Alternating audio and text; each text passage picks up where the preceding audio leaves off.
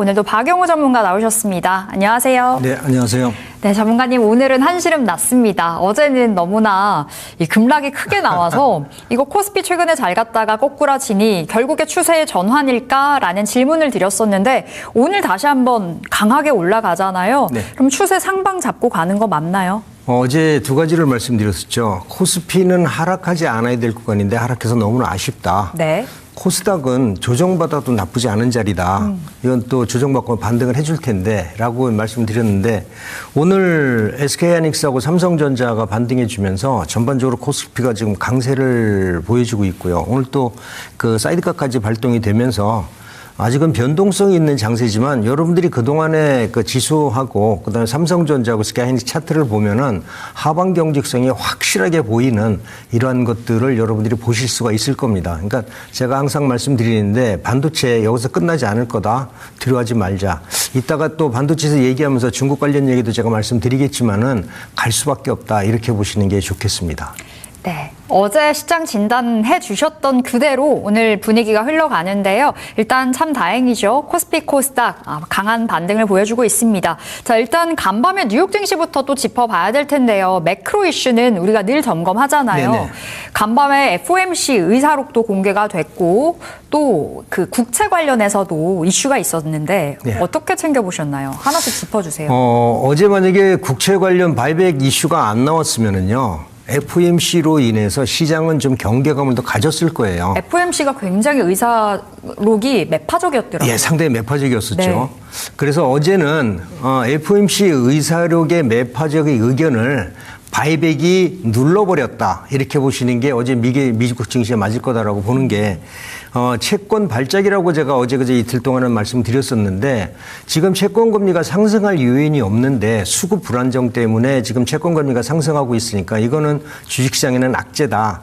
그러면은 이러한 변수 우리가 채권 발작에 대한 요인을 잘 점검을 해봐야 되겠다고 했는데 어제 이제 미국 재무부에서 그런 우려를 좀 잠재웠죠.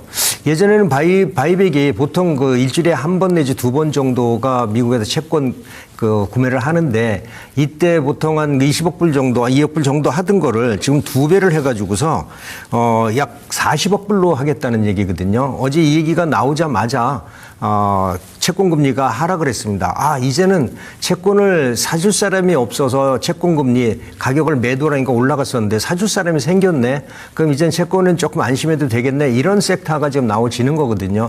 이게 전반적으로 그동안의 금리 때문에 현금 유동성, 대출 문제 때문에 많은 그 우려감이 있었던 하이퍼스케일러들한테도 상당히 좋은 결과로 볼 수 있다. 이렇게 보시면 좋을 것 같고요. 다만 이제 이런 얘기를 혹자를 합니다. 야, 채권을 매수하면 현금을 풀어야 되는데 그럼 인플레이션 우려감이 아니야. 근데 이번에 바이백 하는 거는 단기채를 발행해서 장기채를 매수하는 거기 때문에 시중에 그 현금 유동성 공급은 크지 않다. 이렇게 보시면 돼서 인플레이션 레이트에 대한 우려감은 많이 줄은 이런 바이백 정책이 상당히 시장에 영향을 줬다. 이렇게 보시는 게 좋겠습니다. 네, 국채 바이백 이야기가 전해지면서 매파적이었던 그 FOMC 의사록을 제대로 눌러버렸습니다. 우호적으로 환경이 좀 바뀌고 있는 듯한데요. 일단 FOMC 관련해서도 우리가 그 자료를 준비하셨다고 네. 들었거든요. 자료 보면서 또 이야기 챙겨볼게요. 예, FOMC 의사록 내용하고 시장의 평가가 시장은 어떻게 평가를 하고 있는지 그 분석을 해서 제가 자료를 만들었는데요. 일단 기준금리는 기존과 같이 이제 동결할 확률이 상당히 지난번에 동결했다라고 얘기를 했으니까 앞으로도 동결할 확률이 높다라고 보고요. 인플레이션이 여전히 높다. 그리고 지속될 경우에는 금리 인상이 필요하다는 의견이 확대되면서 매파적인 의견이 상당히 강했다라는 거죠. 이건 시장에 상당히 그 불리한 입장이다라고 보면 좋을 것 같고요.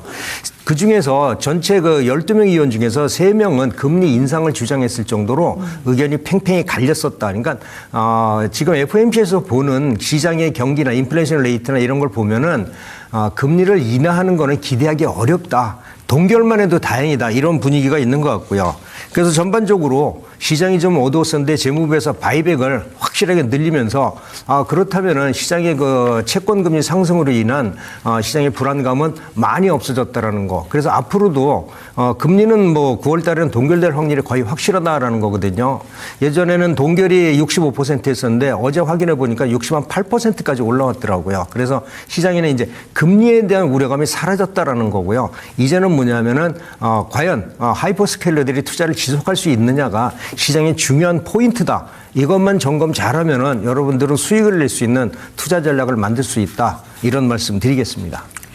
다행히 금리 인상이 아니라 금리 동결 확률이 조금 더 높아진 간밤이었습니다. 앞으로 하이퍼스케일러들의 투자 여력을 확인해보자. 오늘 SK하이닉스 그리고 간밤에 있었던 모더나 발 이슈로 제약바이오 날아가거든요. 이 네. 부분도 짚어주세요. 사실 모더나발 이슈하고 그다음에 SK하이닉스인데 두 가지 중에 우리가 보면은 SK하이닉스는 일단은 국내의 그 반도체 관련이나 삼성전자에 대해서 우리나라 지수라니까 상당히 영향을 주고 있는 거고요. 모더나의 그 이번에 그 항암제 메신저 RNA 항암제 같은 경우는 우리가 그 동안에 한계에 부딪혔던 것들을 해주는 거고요. 이게 사실 세계 사상 최초입니다.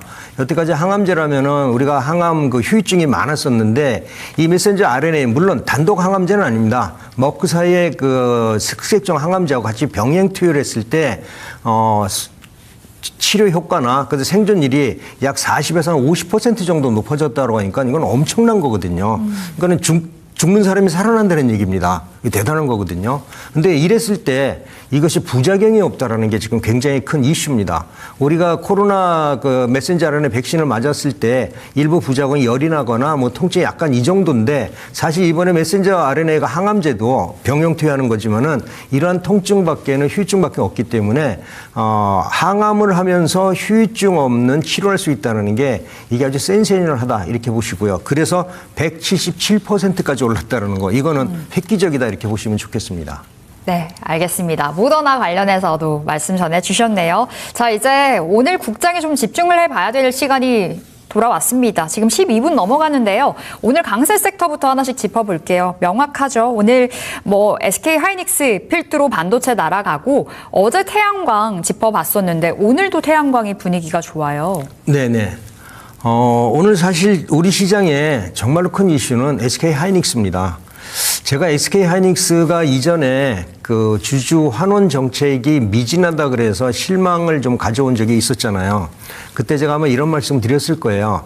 제가 봐서는 주주 환원 정책은 배당을 그때 300 몇십 원인가 했는데 그거를 늘리는 게 문제가 아니라 지금 ADR을 2.4%인가 발행을 했는데 그게 초과 물량이 되니까 아마 제가 생각엔 자사주를 매수해가지고서 그 물량을 상쇄시킬 것 같다. 아마 향후에 나오는 전략은 그럴 것이다라고 예상을 했었는데 지금 그대로 좀 움직였거든요. 이번에 그 하이닉스가 자사주 매수해서 3개월 동안에 매수해서 소각할 물량이 약 3.3% 정도 됩니다. ADR 물량이 2.4% 정도 되는데 1%인데 이게 1회로 끝이지 않는다는 게 가장 중요한 이슈인 것 같아요.